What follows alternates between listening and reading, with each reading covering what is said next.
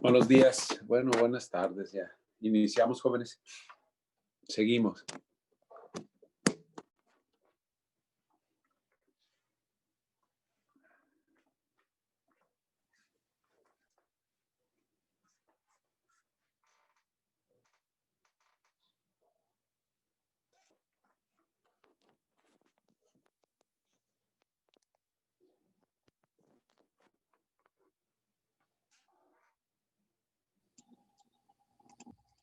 Buenos días, ¿ya se ve la pantalla?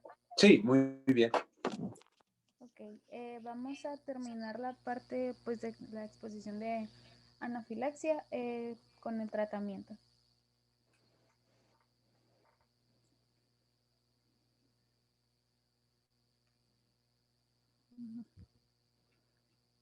Ok, para tratar la anafilaxia hay unos requisitos mínimos que debemos utilizar para pues, tratarla, ¿no?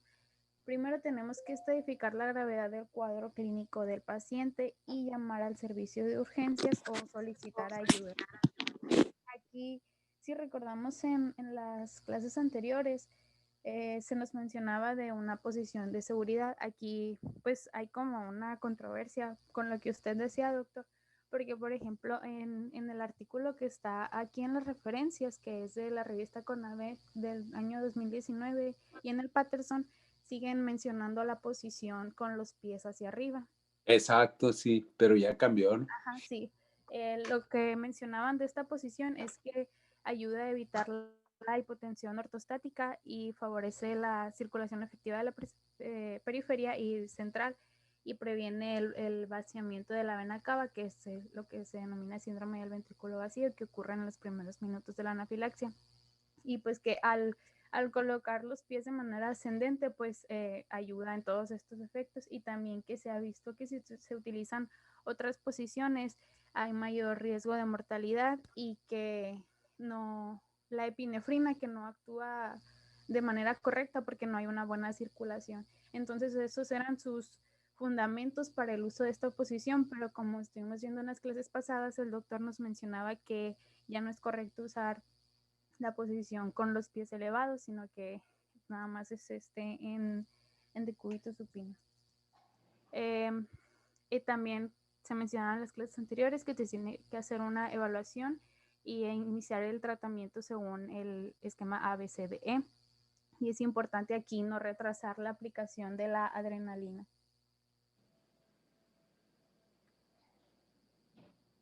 Es importante la retirada del alérgeno, ¿no? Y aquí tenemos que tomar en cuenta varios aspectos que son la vía de exposición. Aquí sí el alérgeno se introdujo por vía oral, es importante no provocar el vómito, ya que al hacer esto se podría provocar edemas en la mucosa por la reexposición al alérgeno.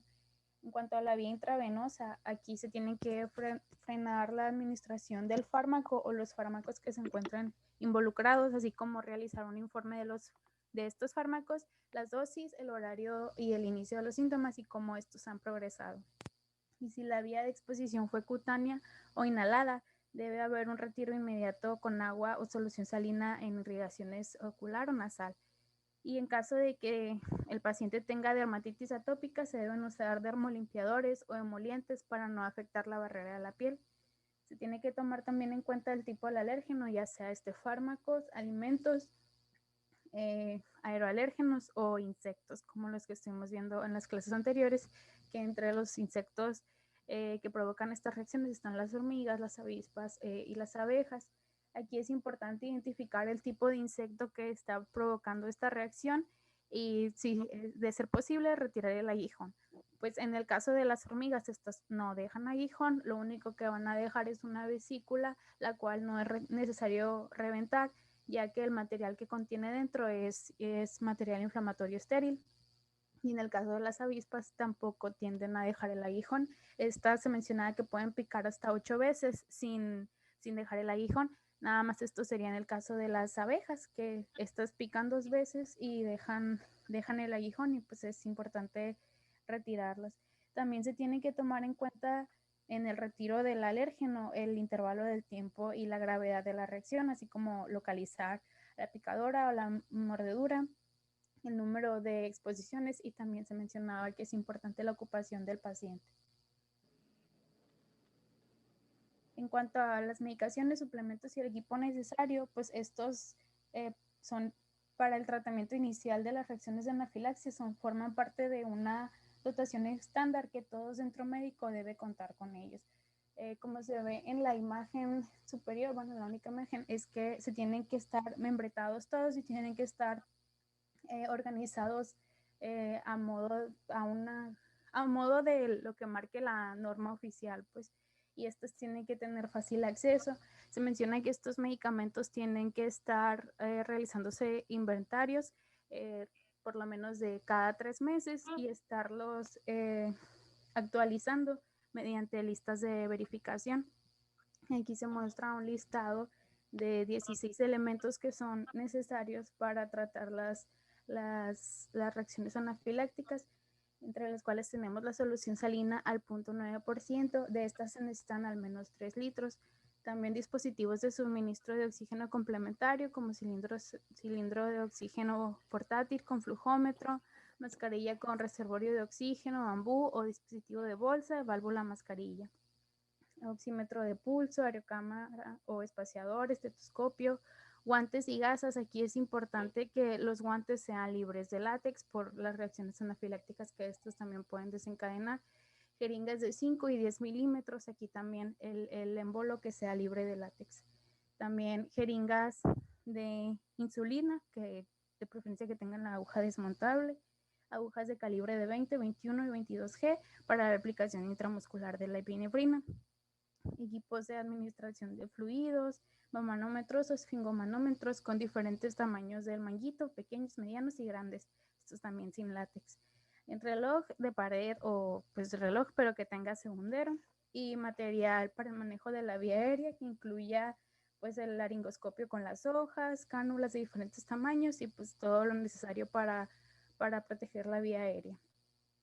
Y los fármacos que se utilizan para la asistencia de la anafilaxia, pues ahorita se va a mencionar un poquito más de cada uno de ellos, pero pues son la epinefrina principalmente, antihistamínicos. Pero tú pusiste ahí jeringa de insulina. Sí. No, es jeringa de tuberculina. Tuberculina. Porque aunque es de 1 mililitro, sí, eso no es correcto.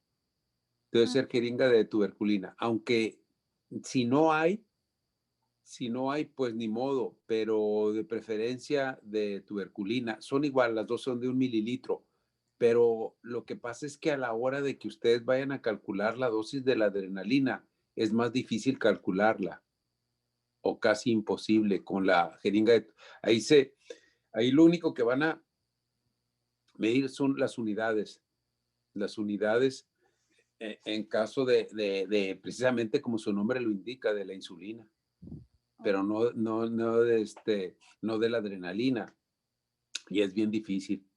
Entonces, no, hay que quitar eso del número 8. Ok, sí, así. Hay que ponerle jeringa de tuberculina. Ok, sí, así en este artículo de la revista Conamed así lo mencionaba como jeringas de insulina, y de hecho más adelante también se menciona como que los pacientes pueden cargar con estas para en caso de reacciones anafilácticas. Pero No, entonces es que sería de son tuberculina. completamente diferentes, está equivocado. Ok. Es Bueno. más, eso es lo que, de hecho, es una de las prácticas que hacemos nosotros, pero pues ahora no la podemos hacer por lo del COVID.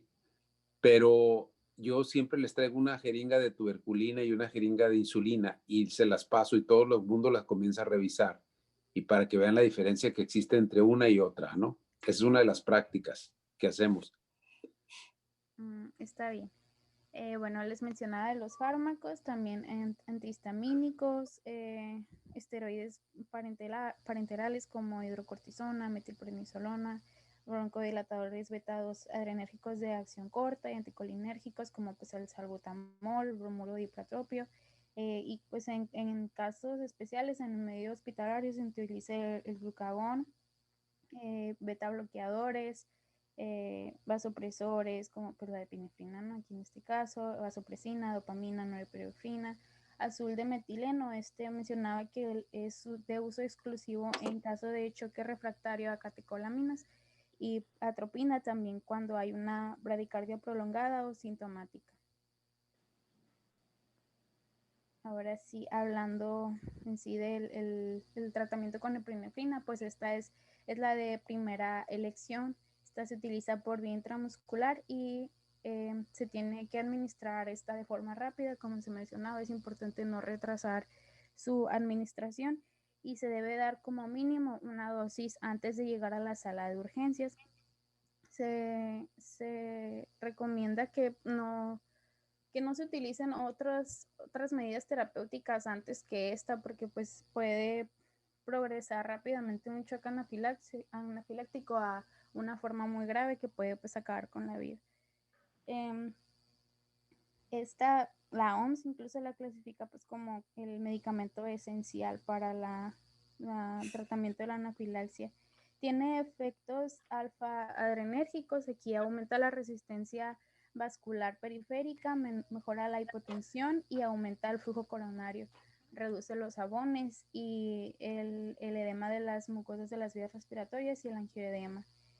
También tiene un efecto agonista sobre los receptores beta-1 adrenérgicos. Aquí pues tiene efectos sinotrópicos y cronotrópicos, lo cual va a aumentar el ritmo y la contractibilidad cardíaca, mejorando así la hipotensión. Y también tiene efectos como agonistas sobre los receptores beta-2 adrenérgicos. Aquí se va a favorecer la broncodilatación y se va a reducir la liberación de mediadores inflamatorios como histamina y leucotrienos.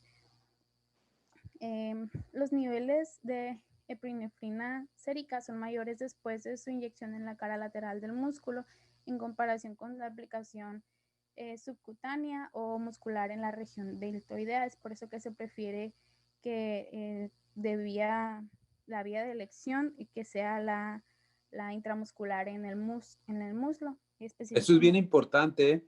Eso es bien importante que estás diciendo, porque no poner la intramuscular en las pompis, debe ser exactamente ahí como estás diciendo, ahí como lo tienes señalado.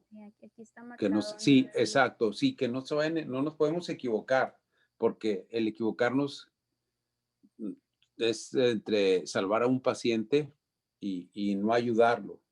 O también puede ser en el brazo, ¿eh?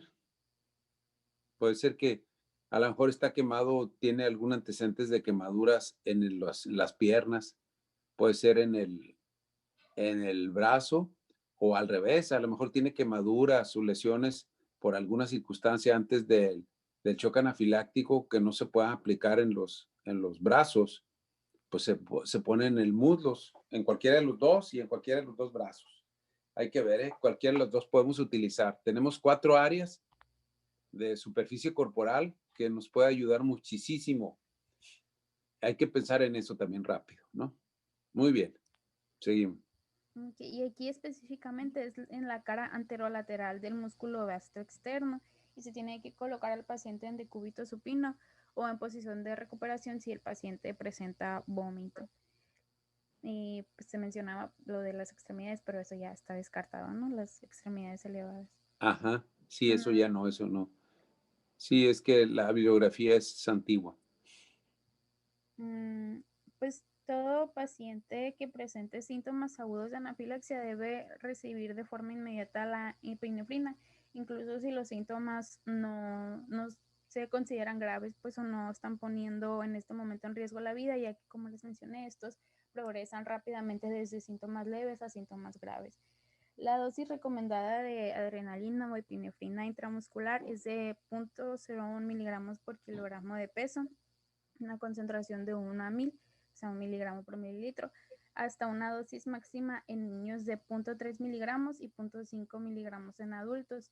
Si es necesario, se pueden repetir con al menos 5 minutos de diferencia, aunque estos intervalos van a depender dependiendo del criterio de cada clínico, ¿no?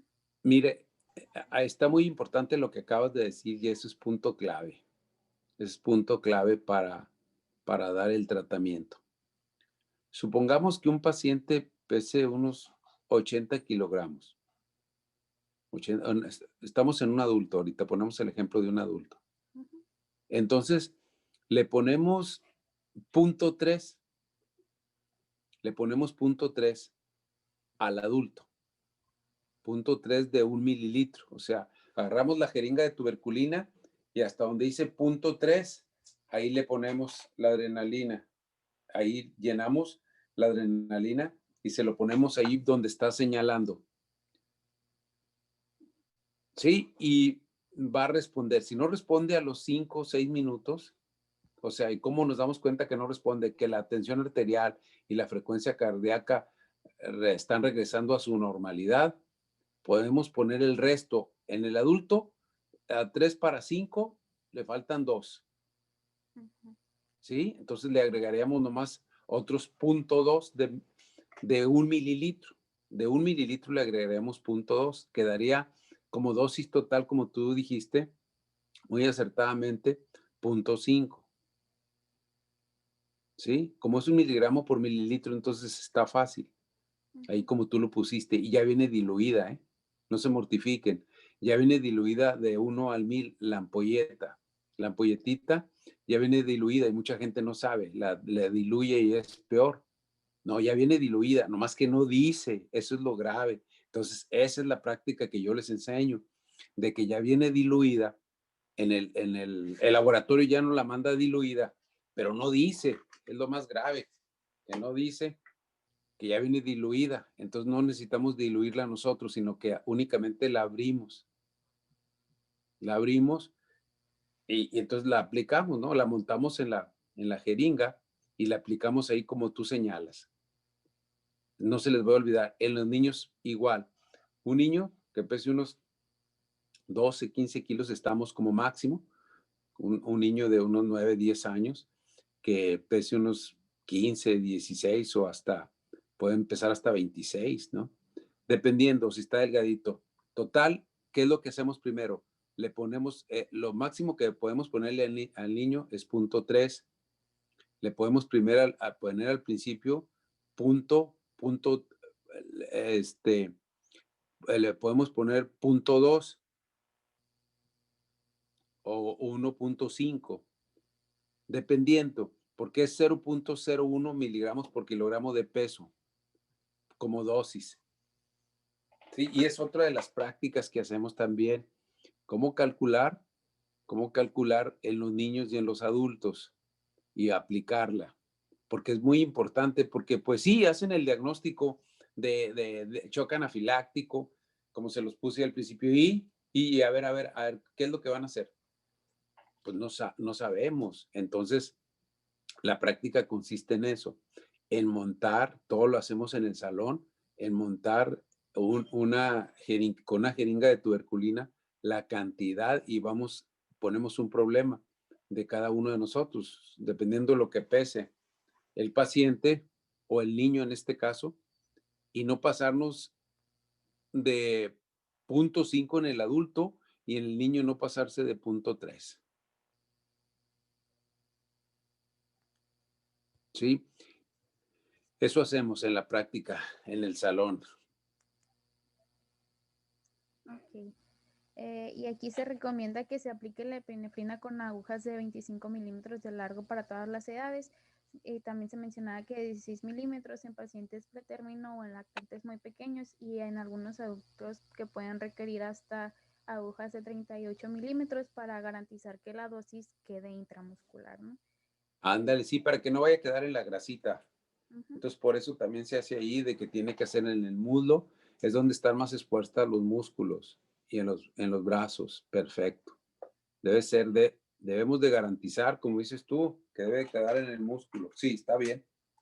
Y la aplicación aquí debe ser en un ángulo de 90 grados con la piel bien estirada y se debe capacitar al paciente, a los familiares cercanos, cuidadores, maestros o incluso compañeros de trabajo en la preparación de la epinefrina.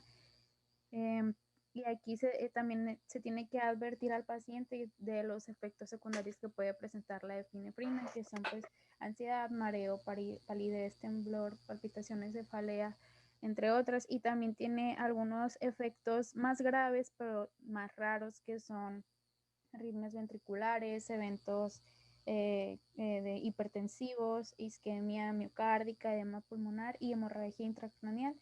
Estas se presentan más que nada cuando hay una sobredosis de epinefrina o con el uso concomitante de otros fármacos o también si está asociado a otras comorbilidades.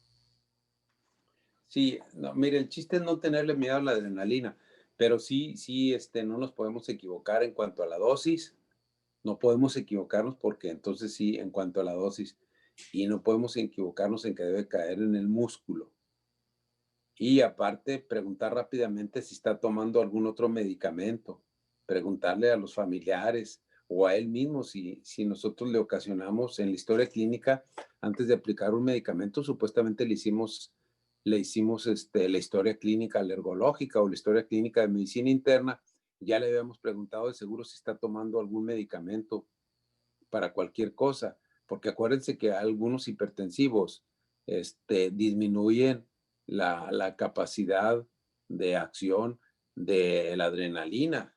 Entonces, eso también es bien importante. Entonces, es cuando se utilizan otro tipo de medicamentos y eso ya tiene que estar hospitalizado. Pero sí, no nos da tiempo. Tenemos que hacer la historia clínica bien encaminada y ver si vamos a utilizar ese medicamento o no vamos a utilizarlo antes de iniciarlo, antes de aplicar cualquier medicamento por cualquier vía en la historia clínica, y más si es en nuestro consultorio. Preguntar si es alérgico, qué medicamentos está tomando, si ha tenido alguna reacción antes de hacer cualquier maniobra de diagnóstico o tratamiento de nuestro consultorio. O en el hospital, de todas maneras. Ahí en el hospital hay veces que ha pasado de que se le aplica penicilina y se chocan ahí mismo. Ahí mismo se ha visto. Entonces, la historia clínica, revisarla bien detalladamente. Eh, Sí. Bueno, continuando, pues no hay contraindicación absoluta para el uso de la epinefrina, ya que pues no son comunes las comorbilidades significativas y aquí los beneficios son mayores que los riesgos que pudiera presentar, ¿no? La epinefrina. Mire, y hay una cosa bien importante de que tú acabas de nombrar, pero no debemos de dejar, hay que eh, sobre, o sea, decirle y comentarla.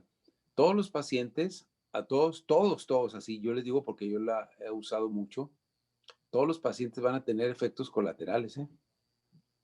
Todos. Les va a dar ansiedad, o sea, se van a poner un poco pálidos, van a tener un temblor fino y van a sentir un poquito de palpitaciones, exactamente eso que está señalando. Entonces, uno, como tú ya sabes, debes de darle seguridad al paciente. ¿Y eso cuánto tiempo dura? Dura 1, 2 o 3 minutos, no se mortifiquen. Dura muy rápido, es fugaz. Los efectos colaterales, el paciente al rato se empieza a sentir muy bien. O sea, nomás le dicen ustedes, les pueden decir, doctor o doctora, fíjese que me siento un poco que estoy temblando mucho y siento un poquito de dolor de cabeza. Y ustedes con la seguridad que ya saben, no se preocupe. Es un efecto que se le va a pasar muy rápidamente, es por el medicamento, pero en un momento se le va a quitar. Es rápido, es fugaz, le dura cuando menos 1 minuto o 2 minutos, el mareo y la palidez, y se le quita inmediatamente. A todos los pacientes les tienen ustedes que decir, no se preocupen, si les comenta, no le digan, le va a pasar esto porque entonces sí se asustan. Solo que ellos les comenten o que ustedes vean que está pálido, tembloroso, no, ustedes rápido, tranquilos, no van a pensar que se está complicando el paciente, pero se le debe de quitar inmediatamente a los 2, 3 minutos, cuando mucho, 3 minutos, y se le quita el efecto colateral que tiene, las palpitaciones, la cefarea, la palidez. Eso provoca la adrenalina, ¿eh? No se les va a olvidar, muchachos. Eso es bien importante, porque luego uno comienza a ver que, caray, dice el paciente se me está poniendo más grave en vez de ayudarlo. La adrenalina lo estoy clavando. No, no. Es un efecto colateral que tiene y que pasa, es fugaz. Fugaz 2, 3 minutos y vámonos, se le quita y ya empieza a sentirse muy bien, como si nunca le hubiera pasado nada. Es tan espectacular el uso de la adrenalina que lo rescatan de la muerte al paciente. Así de plano, ¿eh? El paciente como si nada, como si nunca le hubiera pasado absolutamente nada. Inclusive si empieza, apenas ustedes está empezando con odinofagia o dificultad respiratoria y se le quita inmediatamente, como que quiere empezarle a silbar el pechito, porque les da asma y rápido, y se le vienen todos los padecimientos más frecuentes inmunológicos. En un mismo paciente, en 2, 3 minutos se le presentan, como es la urticaria, el angiodema, asma y rinitis. Esos padecimientos y se le presentan inmediatamente después de la aplicación de un medio de contraste, después de la aplicación de un medicamento, después de la ingestión de algún alimento, se aparecen inmediatamente. Pero así como llegaron, es tan espectacular el tratamiento que como si no le hubiera pasado nada al pacientito, nada. Así todo se le quita, es una cosa espectacular. A mí me ha tocado, bueno, varias veces ver esto.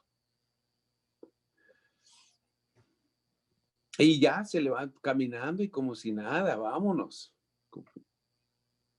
Hasta decir, ah, caray, ¿qué me pasó, doctor? Sentí que me estaba yendo en un pozo profundo. Seguimos. Ok, ahora hablando acerca de las indicaciones para la prescripción de la adrenalina, tenemos indicaciones absolutas y unas en las que se puede considerar la prescripción de esta, perdón. Entre las absolutas tenemos que el paciente ya presentaba anafilaxia previa por alimentos, látex o inhalantes, o que sea inducida por ejercicio o idiopática, pero que la haya presentado antes, ¿no? Si hay presencia de asma concurrente no controlada o que persiste, y alergia a los alimentos. También si hay alergia a venenos con reacciones sistémicas previos en adultos, los cuales están sin tratamiento con inmunoterapia a venenos, y en niños con reacciones sistémicas con afectación diferente a la mucocutánea. También en enfermedades de los mastocitos, elevación de la triptasa sérica basal. Y entre las consideraciones, o sea, en los que podemos considerar la aplicación de esta, está que tengan reacciones previas leves o moderadas a cacahuates o frutos secos. En adolescentes o adultos jóvenes con alergia a alimentos, si se encuentran alejados de la asistencia médica o si tienen una reacción alérgica previa leve o moderada con venenos, alimentos, látex o inhalantes, o también con algunas trazas de alimentos. Aquí lo ideal es que la dosis de la adrenalina se ajuste de acuerdo al monitoreo continuo del ritmo cardíaco. Si vemos que el paciente va a sufrir un paro cardíaco o lo está sufriendo, aquí está indicado el uso de la epinefrina por vía intravenosa. Sin embargo, este tipo de escenarios que son más graves deben ser apoyados por urgenciólogos o intensivistas que estén familiarizados pues con el uso de la adrenalina por esta vía, y está indicada en pacientes graves con hipotensión profunda que no responden a dosis repetidas de adrenalina intramuscular. Y aquí tiene que haber una monitorización continua y de preferencia que sea en unidad de cuidados intensivos por el riesgo de los efectos secundarios que esta tiene, como son hipertensión, isquemia miocárdica o incluso arritmias. También mencionaba la vía intraósea que se puede utilizar si no es posible la vía intravenosa. Y si hay aparición de taquicardia, temblor o palidez con presión arterial normal o elevada, nos está hablando de signos de toxicidad. Entonces aquí se tiene que reducir o suspender la infusión intravenosa de la epinefrina. Ahora, pues hablando acerca de la prescripción de la adrenalina, pues están los autoinyectores, los cuales son considerados el tratamiento apropiado para los pacientes que están en riesgo de anafilaxia idiopática o para los que tienen un riesgo continuo de presentar estas reacciones, como pacientes que tienen desencadenantes, como desencadenantes a las picaduras de insectos, de alimentos. En los pacientes que están en riesgo de anafilaxia por medicamentos no tanto, ya que pues se puede evitar cierto medicamento, a menos que el medicamento el cual ocasione la reacción sea muy difícil de evitar. Pues estos autoinyectores tienen que ser usualmente prescritos por los alergólogos, ya que estos pues son los encargados de prescribir estos planes y pues también tienen que instruir a los pacientes sobre las instrucciones para usar esto y tienen que ser capacitados, así como sus familiares. Y pues aquí está eh, las instrucciones para la utilización de los autoinyectores. Aquí se muestra la imagen el EpiPen, ¿no? Así es el autoinyector. Se tiene que tomar a la unidad con la punta naranja apuntando hacia abajo, como se muestra en esta imagen. Se tiene que formar un puño alrededor de la unidad y con la otra mano quitar el tapón azul, que es el de activación. Se tiene que colocar la punta naranja cerca de la región anterolateral del muslo y con un movimiento rápido se tiene que empujar el autoinyector firmemente contra el muslo de manera que pues quede en posición de 90 grados con respecto a este. Pues esto sería lo ideal, ¿no? Por la aplicación tan rápida y práctica de este autoinyector. Sin embargo, se mencionaba que aquí en México no se cuenta con tantos de estos dispositivos, pues no es tanta la disponibilidad y también una desventaja que tiene es que tiene un periodo de caducidad corto, por lo que se tienen que estar reemplazando constantemente y pues son de un costo elevado. Y se mencionaba pues que se puede utilizar la adrenalina sin autoinyector, es lo que mencionaba ahorita de la jeringa de insulina, pero pues no, es la de tuberculina. Ya nos dijo el doctor, esta es que se puede cargar con ampolletas de adrenalina, ¿no? Sin embargo, pues esta también tiene unas desventajas, ya que se puede inactivar la adrenalina si la cargan precargada en estas jeringas, ya que se inactiva con el calor. Y pues también hay riesgos, ¿no? Porque que la ampolleta se quiebre o cosas así, pues también pueden poner en riesgo al paciente. Sí, lo que pasa es que es muy sensible a los rayos solares, entonces se inactiva. Por eso quería que en la práctica, y ahorita qué lástima que no podemos hacer la práctica, ni podemos comprar la adrenalina, porque a lo mejor si el jefe de grupo las empieza a pasar a cada uno de ustedes, a lo mejor alguien es algún COVID asintomático y podemos contaminarnos todos. Entonces, sí, sí, yo lo estuve pensando y yo creo que la vamos a dejar para más adelante. Esa sí es la práctica que sí me gustaría, inclusive no importa que se termine el semestre, sí me gustaría que la hiciéramos. Más adelante, de alguna forma la hacemos para poder contactarnos ya con la jefa de grupo, el grupo, para hacer la práctica más adelante. Esperemos que el año próximo se, se pueda estar en contacto algunas personas o hacemos un grupo de unos 4 o 5, si nos dan luz verde, para reunirnos y así nos vamos juntando de grupos de 3 o 4 hasta terminar todo el salón para tener esa práctica, porque a mí se me hace muy importante. Digo, casi es de vida o muerte, así se las pongo, fíjense, porque ustedes le pueden salvar la vida a un paciente. Uno, conociendo primero los efectos colaterales, que ya lo señalaste, de la adrenalina, no tenerle miedo, que no vaya a caer en un vaso, es el segundo plan, que no vaya a caer en ningún vaso.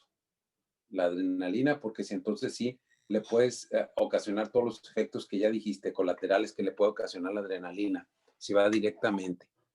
Se tiene que diluir, ahí sí, se tiene que diluir 9 mililitros en 1 mililitro de adrenalina para completar 10. Entonces se pone en dosis respuesta IV, ese es cuando va IV, ahí sí se tiene que diluir. La que vamos a poner intramuscular ya, como ya les digo, ya viene diluida del 1 al 1000, nomás que no dice en la ampolletita. Entonces todo el mundo no sabe, todo el mundo cree que la tiene que diluir, agarrar 1 mililitro del frasquito que tiene y poner en 9. Y no, ya viene diluida, no tiene caso, porque entonces no le van a poner la dosis correcta cuando va intramuscular. Cuando va IV, sí tiene que hacer. Inclusive en los Estados Unidos, no sé si si vas a platicar sobre eso.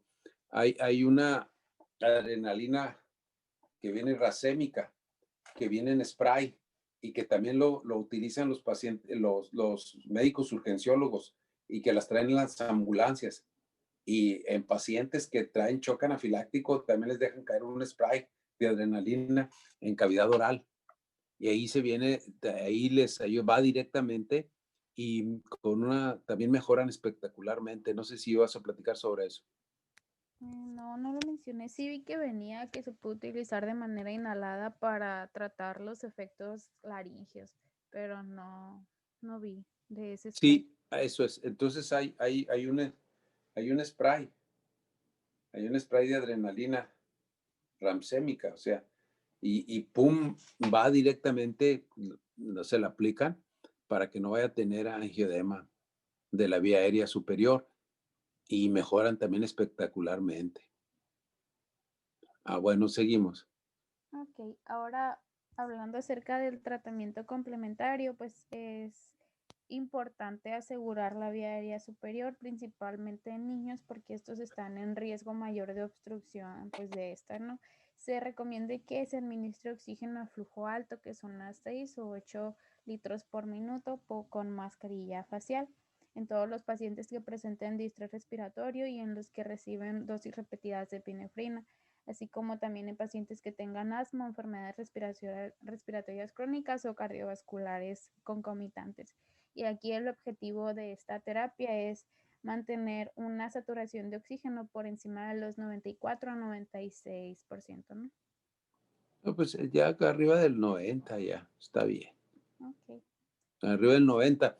De hecho, ustedes a la hora que le están midiendo la oximetría, baja, los pacientes bajan 88, 86, 85, pero cuando le empiezan a poner la adrenalina, es espectacular.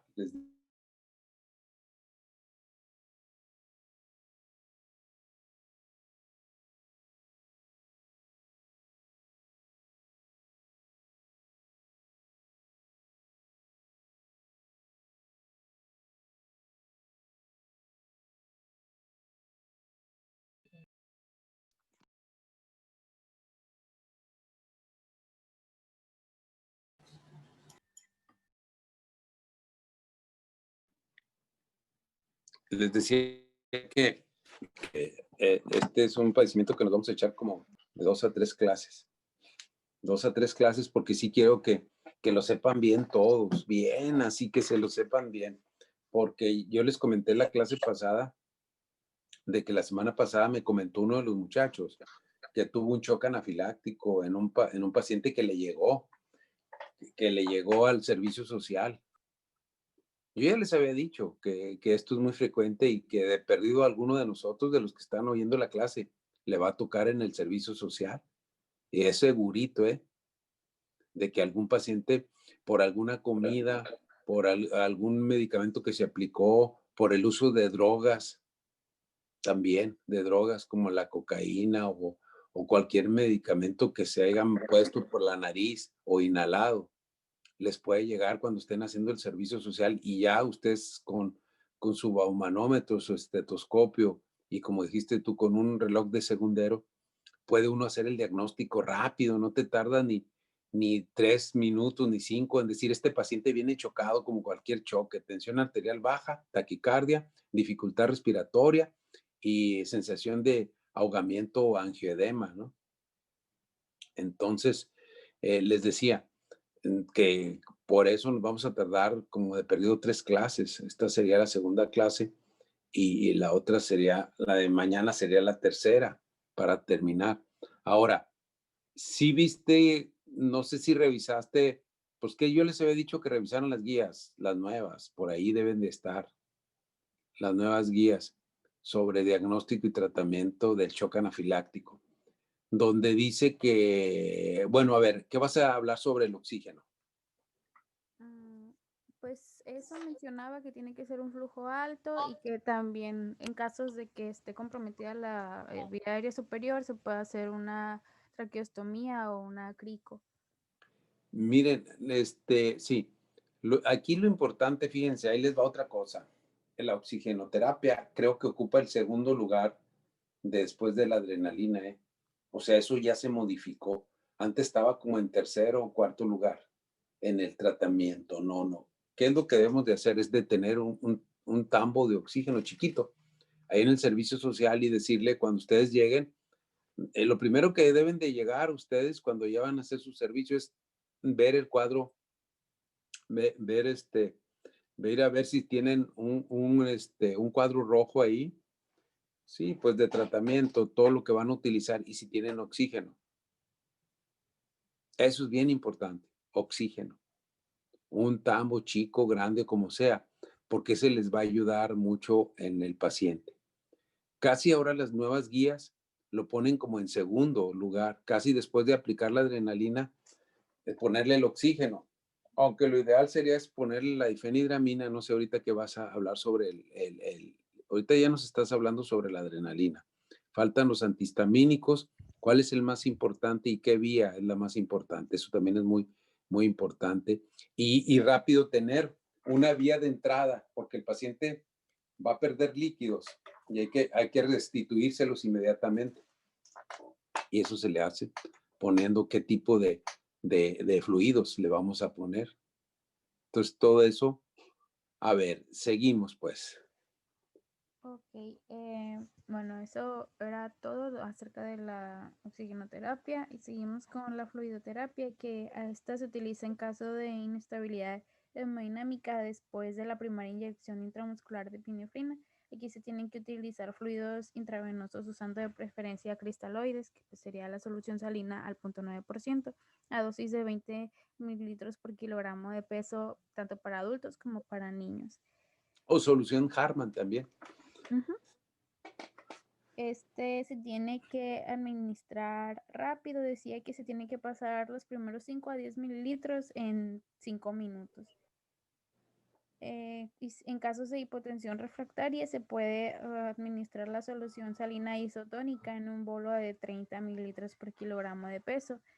Y si persiste la hipotensión, a pesar de haberse administrado 2 dosis de adrenalina durante la reanimación inicial, se puede iniciar una infusión de adrenalina que se va a preparar diluyendo 1 mililitro de adrenalina con una concentración, como sabemos, de 1.000 en 1 litro de solución glucosada al 5%. Y se va a finalizar con una concentración de 1 microgramo por mililitro que se va a administrar en un ritmo de 5 a 10 minutos. De 5 a 10 microgramos por minuto, perdón. Y esto hasta alcanzar una tensión arterial media igual o mayor a 65 milímetros de mercurio. Y se mencionaba que se prefiere más la solución salina isotónica en la mayoría de los casos debido a que otras como la de Ringer lactato, la dextrosa y entre otras pueden tener algunas desventajas. También se usan los beta 2 agonistas de acción rápida, que son pues de los inhalados, los cuales pueden ser administrados para tratar broncoespasmos en los pacientes con anafilaxia, ¿no? Aquí se utiliza el salbutamol o el albuterol, eh, que estos se utilizan para disminuir las sibilancias, tos y disneas que no mejoran con la epinefrina intramuscular. Se dan 2 a 6 inhalaciones de 2.5 a 5 miligramos en 3 mililitros de solución salina nebulizada. Y en cuanto al tratamiento de segunda elección, tenemos a los antihistamínicos H1. Estos son frecuentemente usados, pero su utilidad en los casos de anafilaxia está un poco cuestionable. Estos son efectivos para mejorar los síntomas cutáneos y algunos síntomas nasales como estornudos o rinorrea, pero se ha evidenciado que su uso es débil, ya que pues se hizo una revisión en la cual pues no se encontraron suficientes pruebas, pues suficientes beneficios del uso de los antihistamínicos, y se tiene que considerar que tiene un inicio lento, mencionaba que de 30 a 40 minutos, y que también tiene efectos adversos en el sistema nervioso central como somnolencia, confusión, coma, depresión respiratoria, y también que puede causar hipotensión si se administra de forma rápida. también mencionaba que no, que hay personal médico que sustituye, o sea, utiliza primero los antihistamínicos que la epinefrina y porque no tienen bien las bases, pues, de que es primero la Eso epinefrina. exactamente, eso que estás diciendo es bien importante, ¿eh? Porque todo mundo utiliza primero los antihistamínicos porque le tienen miedo a la adrenalina, Ujú. Sí, le pues, tienen miedo a la y no es así, ¿eh? No le tienes que tener miedo a la adrenalina. Ahora, los antihistamínicos, no, aparte de que sea como segunda opción, de todas maneras los tienes que aplicar, no más que no vayan a ser IV. ¿Por qué? Por lo que acabas de decir. Si se los pones IV, la difenhidramina, en este caso, ¿cuál es el medicamento de elección ahí, doctora? ¿Cuál es el medicamento que vas a utilizar? La difenhidramina, ¿no? sí, ahorita, bueno, no lo puse en la A tabla, ver, ¿lo van a pero sí. decir o no lo van a decir? De hecho, lo tienen que decir. Pues sí, es la difenhidramina. Venía en ampolletas, decía, de 10 miligramos No, por no, es que decilitro. tenemos que decirlo bien, porque no decirlo muy ambiguo. Ok. Tienen que decirlo ustedes bien cuál es la dosis. Mm, no recuerdo bien. Mm, no me acuerdo. No, pues sí, hay que investigar, ¿eh? Ajá, Sí, sí. porque tenemos que, ahí le vamos a dejar, necesito que veas el antihistamínico y los gringos te están diciendo ahí que el Patterson es de es de 1 miligramo por kilogramo de peso por dosis, pero no Ok. pasarse de 50 miligramos. Estamos hablando de la difenhidramina. Ahora hay otra cosa, la difenhidramínica nomás hay en hospitales, ¿eh? No la venden por fuera. Entonces, todo eso tenemos que discutirlo. Por eso yo quiero que sean expertos todos ustedes en shock anafiláctico, que sean muy expertos todos. Todos es todos, ¿eh? No nomás ustedes los que están dando el tema, sino que todos es todos. Tenemos que saber bien, porque eso les voy a preguntar mucho en el examen final. Y me estoy adelantando, ¿eh? Eso, por ejemplo, la dosis. Tienes que saber qué dosis. Les tienes que decir a los muchachos mañana cuál es la dosis de la difenhidramina y de los demás medicamentos, de la metilprednisolona y de la, si no hay metilprednisolona, hidrocortisona. Y luego, ¿cuál es la diferencia entre los glucocorticoides que nos podemos equivocar de la metilprednisolona? Hay una metilprednisolona que va IV y otra que va intramuscular. Y si nos equivocamos, una es más aceitosa y le pueden provocar la muerte al paciente. Entonces, todo eso tienen ustedes que saber. Eso quiero que sepan. ¿Cuál es el acetato de metilprednisolona y cuál es el succinato de metilprednisolona? Porque la enfermera le va a decir, doctor o doctora, aquí está la metilprednisolona. Y ustedes tienen que, y sí, la enfermera no se equivoca, ¿cómo se la aplico? Entonces ustedes tienen que preguntarle primero, a ver, ¿qué es? ¿Es acetato o es succinato? Y a la vía donde se la van a aplicar, porque se pueden equivocar y pueden ocasionarle un accidente y el paciente se pone más grave, puede fallecer si nos equivocamos en esa maniobra. Entonces, todo eso quiero que sepan ustedes. Y la dosis de la metilprednisolona, la dosis de la difenhidramina. Está muy fácil, está muy fácil. Quiero que manejen los 3 medicamentos que van a ir juntos y que le van a salvar la vida a su paciente. No más con 3 que se lo sepan muy bien, que son los que podemos manejar en el consultorio, en el servicio social, y con esos, fíjense, con esos le salvan la vida al paciente. Con eso, si nos adelantamos.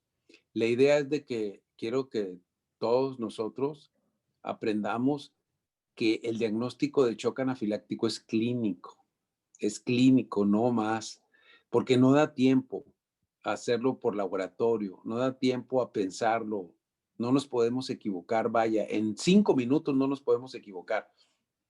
Tranquilamente, sin ansiedad, si, eh, preguntarle al paciente sin tener ansiedad nosotros y tranquilizarnos, porque el paciente, los familiares y los pacientes van a llegar con mucha dificultad respiratoria, es más, hasta puede venir infartado y no importa si le ponen adrenalina, es más, hasta le ayudan al paciente. Todo eso lo vamos a discutir mañana sobre dosis y tratamiento y qué pasos tenemos que seguir en orden. Tenemos que tener un orden bien establecido. Primer paso, acuérdense, si no hay, se lo brincan, pero debemos de tener oxígeno, que es el segundo paso. Primero, la epinefrina. Segundo, oxígeno. Si no hay, porque acuérdense que si no le ponemos oxígeno, puede ser que este paciente nos caiga en una cosa de que puede haber una acidosis sistémica irreversible. Entonces, por eso es bien importante el oxígeno. Fíjense cómo causó importancia ya el oxígeno. ¿Sí? Yo cuando llegué al servicio de alergia, de ahí del seguro, pues me dijeron, no, pues sí hay oxígeno, doctor, pero ahí en urgencias. Baja al paciente a urgencias. ¿Tú crees? De aquí a que lo baje a urgencias. ¿Cuánto tarda? Y luego si el elevador no sirve, que a veces falla mucho, y luego si el camillero no llega. No, todo eso, ¿eh? No crean, pasa eso. O sea, yo se los voy a poner en un escenario que tenemos que rebasar todo el escenario ese. Vamos a poner todos los problemas que no puede suceder y que suceden, ¿eh? No crean que entonces les dije, no, necesito un tambo de oxígeno aquí en el consultorio. Y me lo trajeron. Nada que yo hablé con el jefe de servicio. Me dice, oye García, pero pues aquí hay oxígeno. Le dije, a ver, es internista, ¿eh? Por eso les digo, a ver, ¿tú te sabes cuál es el diagnóstico y tratamiento de la anafilaxia? No, pues que aquí y allá. Y ya saqué la bibliografía sin más discutir. Mira, aquí está acá. Estas son las guías internacionales y tenemos que tener un tambo de oxígeno aquí. Eso yo no lo estoy inventando, ni que porque yo quiero molestarte a los de mantenimiento, o que quiero que no, porque la gente no quiere trabajar, ¿eh? Ustedes se van a encontrar con cosas así. Yo les estoy poniendo un escenario real, que sean reales, que ustedes se van a enfrentar y que lo van a saber sobrellevar y llevarlo a cabo a pesar de las dificultades que tengan ustedes. Así, yo soy clínico 100% y veo todo alrededor. Acuérdense que las enfermedades son por dos cosas, la cosa genética y el medio ambiente. Y el medio ambiente también es patología, si no nos tienen el oxígeno, si no llega la camilla, no hombre, una serie de dificultades que se van a encontrar ustedes. Todo ese escenario ya tenemos que tenerlo previsto. Eso es esas son buenas prácticas médicas. Entonces, jóvenes, les seguimos mañana. Te encargo que veas la dosis, por favor, de la difenhidramina IV y de la intramuscular. Tratar de no dársela IV porque lo que tú dijiste, se la ponemos intramuscular, no hay problema, porque de aquí a que le encontremos la vena y a lo mejor no la podemos pinchar. No, primero los medicamentos y luego en segundo lugar el oxígeno, el otro medicamento y luego ponerle una vía. Claro que si tienes a alguien ahí que te esté ayudando, al momento una enfermera, tú puedes aplicarle la epinefrina y mientras la enfermera lo va canalizando para tener una vía de entrada para ciertos medicamentos y volumen, que es lo que viene la siguiente etapa de shock anafiláctico. Entonces, sí quiero que se lo aprendan bien porque les va a pasar esto, ¿eh? Y van a estar ustedes solos y no quiero que les vaya a pasar ni un accidente, porque ya pasó y afortunadamente les ha ido bien a todos ustedes, a todos los muchachos. Han sacado al paciente adelante con datos de shock anafiláctico. Entonces, le seguimos mañana, por favor. Ahí te encargo las dosis. Está bien. Gracias, Órale, doctor. pues. Bye. Gracias. Gracias, Bonito día. doctor.